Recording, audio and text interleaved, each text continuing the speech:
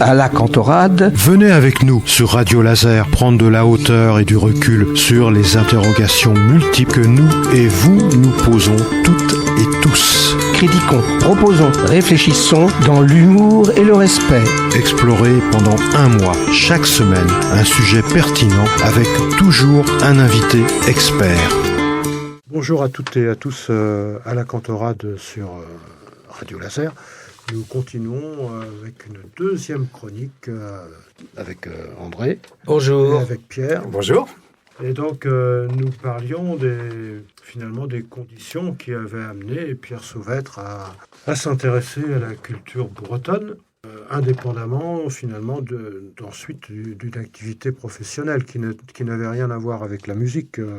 Moi, effectivement, ensuite, je suis parti... Après, mon attachement, comme j'ai dit dans l'émission précédente, sur le monde culturel breton, lorsque j'étais au lycée à Nantes. Ensuite, je suis parti, effectivement, j'ai passé les concours et finalement, je suis rentré à la Défense, au ministère des Armées. Militaire Non, civil. J'ai toujours été civil dans la Défense. J'ai fait toute ma carrière au ministère de la Défense, finalement. Mais tu es pacifiste, quand même. Très pacifiste. Bon. Surtout dans le contexte actuel, ça pose problème, le pacifisme. Qui est pacifique ? L'agresseur ou l'agressé ? On se demande. Eh ben, c'est un vrai problème. Bon, on n'en parlera pas. Ouais, c'est pas notre objet. Dernièrement, on a cité sur Radio Laser Boris Vian avec sa chanson adressée au président. Le Déserteur. Ah oui, c'est belle chanson. Beaucoup de bruit cette chanson. Enfin bon, c'est pas notre sujet. Non, bien sûr. Continuons, Pierre. Oui. Alors effectivement, moi je suis parti ensuite effectivement dans le nord de la France. J'étais muté là-bas. Après, je suis revenu en Pays Rennais, mais 2 ans, et puis je suis reparti sur la région parisienne. Donc, du coup, ce monde breton, finalement, est un peu sorti de mon environnement. Ah oui, complètement. C'est-à-dire que toi, en sortant de l'espace Bretagne, entre guillemets, historique, en même temps, le monde breton est sorti. Donc, il faut revenir sur place pour qu'il ressurgisse. Et voilà, et c'est pour ça que je suis arrivé, donc je suis en région parisienne pendant... pas si longtemps que ça, 4 ans, parce que j'ai su qu'il y avait un organisme à Paris, là-bas, qui se décentralisait sur Bru. Donc, où est le CELAR actuellement. Il y avait un établissement de Paris qui venait s'implanter sur le site du CELAR. Et j'ai réussi à me faire muter dans cet organisme-là pour pouvoir revenir en Bretagne. Et c'est là que tout est reparti. Parce que donc, je suis arrivé effectivement en 84 après à Rennes. J'habitais à Rennes pendant 2 ans, puis j'ai fait construire sur Guichin. Et c'est là que, à Guichin, je suis resté quelques années, il y a eu la naissance de ma fille, etc. Donc je suis resté un petit peu dans le cocon familial. Et puis après, j'ai rejoint, effectivement, c'est là que j'ai rejoint l'école de musique avec André comme responsable. C'est de là qu'ensuite tout est parti. Là, j'ai rejoint aussi le comité de jumelage, le CRIC, à l'époque. Oui, dont j'ai fait partie aussi, d'ailleurs. Voilà. Oui, vous étiez tous les deux. Dont je fais toujours partie. Oui. Et en fait toujours partie Non, je n'en fais pas partie en tant qu'adhérent, parce que j'ai assez comme ça. On peut pas tout faire. Voilà. Donc, je pourrais être adhérent, tout à fait.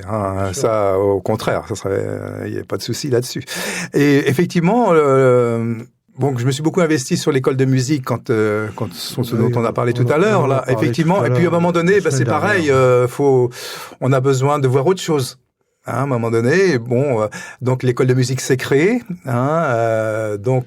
et l'AMI est devenue l'association de parents d'élèves. De l'école de musique. C'est toujours le cas actuellement. Voilà, c'est toujours le cas. Et puis au bout de quelques années, effectivement, j'ai rejoint la danse, effectivement, parce que c'était créé le CRIC. C'est Marceline Geffroy que je crois qui a créé la danse. Oui, dans le CRIC, à l'intérieur du CRIC, c'est créé la danse bretonne. La danse bretonne, oui, parce qu'effectivement, le CRIC, le comité de jumelage, c'était pour échanger avec d'autres régions. Il y a eu le jumelage avec l'Irlande. Il y a eu le jumelage avec l'Espagne, Milevsko, il y a eu des contacts avec la Pologne. C'est une époque où j'ai un peu voyagé. Moi. J'ai fait voyager beaucoup. Et effectivement, le CRIC s'est dit, les autres nous montrent leurs traditions populaires, etc. Mais nous, qu'est-ce qu'on a à montrer ? Effectivement, Marceline m'avait expliqué qu'effectivement, c'est pour ça qu'ils ont été installés. Faut qu'on fasse des cours de danse et tout chez nous, parce que ça n'existait pas. Moi, c'était ma surprise quand je suis arrivé, effectivement, en 85, Guichin, c'est de voir que la culture bretonne, il n'y avait rien, quasiment. Il n'y avait rien. Non, il n'y avait rien. On est quand même à quelques kilomètres de Rennes. Ici, faut qu'on rappelle à nos auditeurs, et auditrices. Ici, on est en pays gallo. Hein, Alors, oui, mais quand même. Non. Oui, mais qu'est-ce que c'est que le pays gallo? Ça n'empêche. Attention, c'est pour ça que je dis ça. La Bretagne, 2 pays. Oui. Pays bretonnant, pays gallo. Alors. Actuellement, sommairement, vous tracez une ligne Saint-Brieuc-Vannes. Toute la partie ouest, c'est la partie bretonnante. Et toute la partie est, c'est le fameux Perti gallo. Pourquoi? Gallo dominant. Gallo dominant. Mais c'est vrai jusqu'au 9e siècle, le breton est venu quasiment presque à Rennes. On voit la frontière au 9e siècle. Oui. Oui, à l'époque, elle est devenue... Le parler breton, oui. Oui, et le pays de Guérande aussi, tout ça, ça parlait breton. Et aujourd'hui, il y a beaucoup, on voit encore, Guérande, le pays de Ray, il y a beaucoup d'influences bretonnes. Si on regarde le mot guichin, c'est un mot breton. Oui. Ça veut dire quoi, guichin, en fait? Alors, je ne sais plus exactement, je l'ai su. Ah oui, je ne sais même pas, tiens. Et ça se prononce comme Rostronin. Ben oui. Mais non pas comme Pont-Aven. Il y a 2 prononciations. Oui. Oui, parce que le problème de la langue bretonne, c'est que le parler... On dit Rospordin ou on dit Rospordin? Rospordin. Mais oui, c'est curieux, ces histoires entre N, N. Oui. Mais là, faut connaître un peu l'histoire complexe du parler, parce que le parler était beaucoup moins écrit. Il était surtout il y a des accentuations locales qui s'imposent plus ou moins. Bon, la partie... revenons quand même, parce que on est en train de perdre un peu le fil là. Oui et non, parce qu'on est toujours en train de parler de... Non, mais c'est par rapport à Pierre. Pierre, donc après l'AMI, tu as créé... Donc j'ai rejoint d'abord le groupe de danse, et puis du CRIC, et on a été tout un groupe très dynamique à l'époque à rejoindre ce fameux groupe, et on s'est pas arrêté à la danse. On a dit, il faut qu'on développe tout ce qui est culture bretonne. Il n'y a rien. Donc, à part la danse, on va continuer à développer ça. On a institué le cours de breton. Oui. À l'époque, on a institué les ateliers de chant gallo. Alors, c'était dans quelle association? Toujours le CRIC. Parce que donc, il y avait la section un petit peu culture bretonne dans le CRIC, et puis la section vraiment jumelage, échange, quoi. Il y avait un petit peu de mission, quoi. Actuellement, ça continue dans le CRIC, ça. Ah non. Non, je comprends. Non, ça. Non. Alors, justement, parce que donc nous, si tu veux, à l'époque, on a développé tout ça, et donc, si tu veux, c'est devenu quelque chose d'extrêmement prenant. Et d'une grande autonomie. Ça aussi, ça prend conséquent au niveau du CRIC, et finalement, ça a pris un petit peu une telle ampleur que la section de culture bretonne est devenue prépondérante. Alors nous, effectivement, fort de ça, on voulait obtenir un peu une autonomie pour pouvoir faire encore plus. Développer, Mais c'est vrai que le comité de jumelage, son rôle principal, c'est les relations internationales. Alors, effectivement, il y en a qui se sont dit, oui, mais nous, on est là pour faire des échanges et tout. La culture bretonne, c'est bien, il en faut, effectivement. Mais faut pas que ça prenne aussi toute la place au niveau du comité de jumelage, quoi. Faut qu'on conserve notre rôle essentiel. Alors que nous, effectivement, on voulait développer ça à fond. On avait un groupe super dynamique, et je me rappelle, parce qu'à l'époque, on a commencé à organiser nos premiers fest-noz sous le comité de jumelage. C'était la grande époque où les fest-noz, alors ça marchait du tonnerre. À l'époque, on était en pleine... On est à quelle période? On est quand? Alors là, on est dans les années 95, 2000. Dans les années 90, pour simplifier. Entre 90, jusqu'à 2000. Et je me rappelle, en 1999, je crois, on avait organisé un super fest-noz, on avait fait tout un concert avec les Chieftains avant et tout. Et après, il y avait les fest-noz, mais on a été complètement débordés. Je me rappelle, parce que c'était le début de la fin. Parce qu'on avait pris une telle ampleur, et je me rappelle qu'il y avait une file d'attente jusque presque à la Poste, Galatée. Oui. On avait eu plus de 1200 entrées qu'on avait fait à l'époque, mais c'était de la folie. On avait fermé les portes, et il y avait des centaines de gens dehors encore qui n'ont pas pu rentrer à notre festival. Ils sont restés dehors. Ça fait des mécontents. Donc ça devenait vraiment extrêmement conséquent. Alors à cette époque-là, on s'est dit, comité de jumelage, je voulais pas qu'on prenne plus d'ampleur. Nous, on veut continuer à développer de notre côté la culture bretonne. Alors, on va dans un premier temps, on avait décidé de demander l'autonomie au comité de jumelage. Le comité de jumelage n'a pas voulu. C'était son choix. Donc, on n'avait plus qu'une solution, c'était de partir. Et c'est là qu'il y a eu, ça s'est pas très bien passé, je l'avoue, parce que c'est quand les sessions de groupe comme ça, c'est pas évident. Et donc, on est parti de zéro. Tout avec un groupe motivé, on est parti de zéro. On a créé notre propre cours de danse, notre propre cours de langue bretonne, notre propres ateliers de chant gallo au départ. Et le problème, c'est que du coup, il y avait 2 cours de danse côte à côte. Il y avait celui du CRI qui continuait.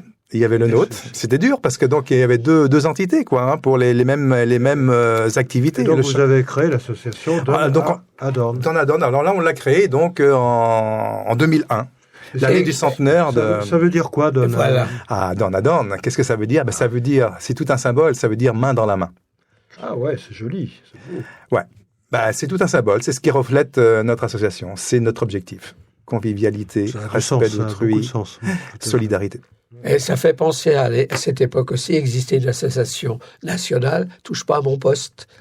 À mon pote. À mon pote. Il y avait une main qui symbolisait. Oui, mais c'était une main. Oui, non, c'était l'époque, si j'ose dire. Le monde ambiant de l'époque était ouvert. Oui. Très ouvert. Ouais. Alors qu'aujourd'hui, le monde ambiant se ferme sur lui-même. C'est vrai.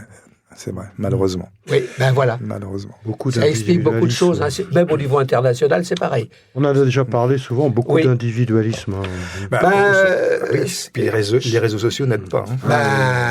Isolent et pour ce type d'association que tu proposes, avec les danses, les contacts, c'est-à-dire la convivialité, finalement, c'est ça, les réseaux sociaux cassent. Ouais. Donc les jeunes ne cherchent plus cette convivialité-là. Ils la cherchent ailleurs. Voilà. En fait, ils ne trouvent pas des convives ailleurs, parce que des convives, c'est ceux qui vivent. Qui vivent avec soi. Mais pour vivre avec soi, il faut être dans un champ qu'on partage. Tout à fait. Mais pas un champ théorique, un champ pratique. Et voilà. Alors, quelles sont les activités maintenant aujourd'hui, les activités, les activités de Dornadorn aujourd'hui. Main dans la main. Voilà. Main dans la main, tout à fait. Oui, ça, c'est quelque chose auquel on tient. Oui. À laquelle on tient. Oui. Aujourd'hui, donc, notre principale activité, c'est la danse traditionnelle. Donc, on a aujourd'hui 45 personnes inscrites au cours de danse traditionnelle. C'est un cours qui a lieu tous les mercredis soirs. À la salle de Pont-Réan, logiquement à la salle polyvalente de Pont-Réan, qui n'est plus inondée, qui est plus inondée, mais qui est impraticable aujourd'hui. On est obligé de transférer nos cours à la salle des Halles on commence mercredi prochain à la salle des Halles, puisque la salle sera rétablie quand? Personne ne sait pour l'instant. Non, parce qu'il faut le parquet est abîmé. Je pense on ne sait pas s'ils vont tout refaire, s'ils vont faire que la partie qui était abîmée. On n'en sait rien. Il n'y a rien de fixé pour l'instant. L'expert est passé, mais on en est là. Donc voilà. Donc les cours traditionnels tous les mercredis soirs, on commence par un cours débutant de 8h moins le quart à 8h15, et puis de 8h15 jusqu'à 10h, c'est le cours des confirmés, mais où les débutants restent également. C'est ouvert, où ils restent là. Ils restent là avec nous, et puis ils rentrent dans la danse. Ils apprennent avec nous quand même. Ils font ce qu'ils peuvent. Mais d'un point de vue pédagogique, c'est une bonne méthode, ça. Parce que se mêler avec quelqu'un qui sait plus, ça oblige. Oui. Et en même temps, celui qui explique, c'est pas le prof entre guillemets, mais c'est celui avec qui tu es. Voilà. À l'école, ça à apprendre aussi. Il y a le respect. C'est ça aussi qui est très important, c'est que celui qui connaît, et il va aussi apprendre à celui qui est à côté de lui, qui ne sait pas forcément. Il va faire l'effort aussi parce que c'est pas évident. On le voit parfois bien que c'est rarement le cas, mais moi je l'ai vu en Fest-News où il y a des gens qui rejettent, il y a des gens qui essaient de venir dans la ronde. Ce sont des intégristes d'une certaine manière. Voilà, c'est ça, qui essaient de faire ce qu'ils peuvent pour pouvoir danser bien. Il y a des gens qui les rejettent parce qu'eux, ils savent bien danser, ils veulent pas. C'est rare, mais ça arrive, malheureusement. Alors que, au contraire, la philosophie du Fest-News, c'est l'ouverture. C'est la communauté, c'est l'ouverture à tous les gens, justement. C'est on n'est plus dans la main, là. Si on rejette... Si on peut être la main dans la main avec les mêmes. Oui, mais bon. Oui, c'est ça. Mais c'est le cercle fermé, là. Ça rappelle le monde ambiant. Oui. Chacun chez soi. Oui. Alors, pareil, il y a d'autres activités. Alors, on avait des cours de breton, effectivement. Actuellement, on n'en a plus, malheureusement, parce qu'il faut on était en relation avec Skolananzau de Rennes, qui est l'institut qui fait les cours de breton. Et il faut absolument 8 élèves pour pouvoir faire les cours de breton. On en a eu... Ça vient, c'est en fonction du nombre. Et pour amortir un cours, il faut qu'on soit 8, malheureusement. Donc sinon, on en a des adeptes. Donc là, on les envoie sur Bru ou sur Rennes. D'accord. Carrément, parce que le NEMSO a des cours tous les soirs quasiment pour le breton. Alors malheureusement, on n'en a plus pour l'instant.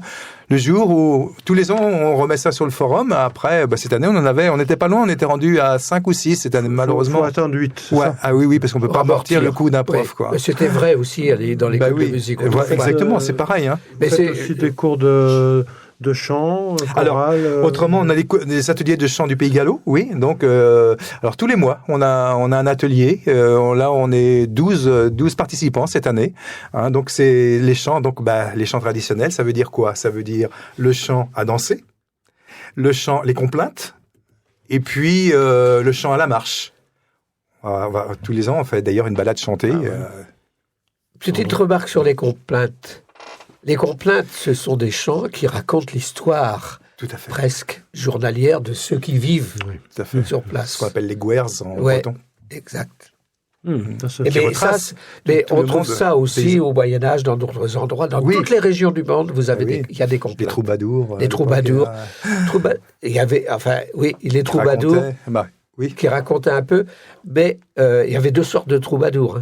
Il y avait les troubadours en quelque sorte populaires, entre guillemets, et ceux qui essayaient de tirer vers la rime plus travaillée. Oui. Donc on se rapproche d'un travail de poésie. C'est ça. Mais la complainte est à la base de la poésie populaire. Vous faites aussi de la musique bretonne? Alors, je termine sur la danse, où on a quelque chose qui me tient à cœur, c'est la danse enfant. Parce que c'est les générations à venir, qui est pour nous. C'est l'avenir, les jeunes, voilà. bien sûr. Donc, on a aussi un atelier de danse enfant tous les mois, qui dure 1h30, à la salle Joséphine Baker. Et c'est des danses-jeux, qui sont prévues pour les enfants. Et là, on a à peu près une douzaine d'enfants. Donc, on a du mal à faire venir les enfants. C'est vrai qu'il y a la danse est tellement développée au niveau de l'association Pointé Jazz, par exemple, où il y a tellement un panel de danse important. On a du mal à faire venir les enfants sur nos cours parce que effectivement, ils connaissent pas forcément. Et pour pouvoir les informer, et les enfants qui viennent sont vraiment ravis parce que ce sont des danses-jeux, des danses participatives où ils s'éclatent, quoi. C'est des enfants du primaire en général? Oui, alors nous, on prend les enfants 6-10 ans. D'accord. 6 à 10 ans, pour qu'ils aient quand même la compréhension du pas, de la rythmique, etc. Donc, voilà. Donc là, j'invite, s'il y a des parents qui veulent bien amener leurs enfants, rien que pour voir, il y a toujours un cours ou deux gratuits qu'on donne, en début d'année. Donc, les enfants, n'hésitent pas, même en cours d'année, ils peuvent venir voir ce que c'est. C'est tous les mois qu'ils aillent sur le site de Dornadorn, le site, ils verront toutes les dates qui permettront aux enfants de toute façon, André, on annoncera, dans un petit article, on annoncera les références de Dornadorn. Oui, d'accord. Comme ça, d'accord.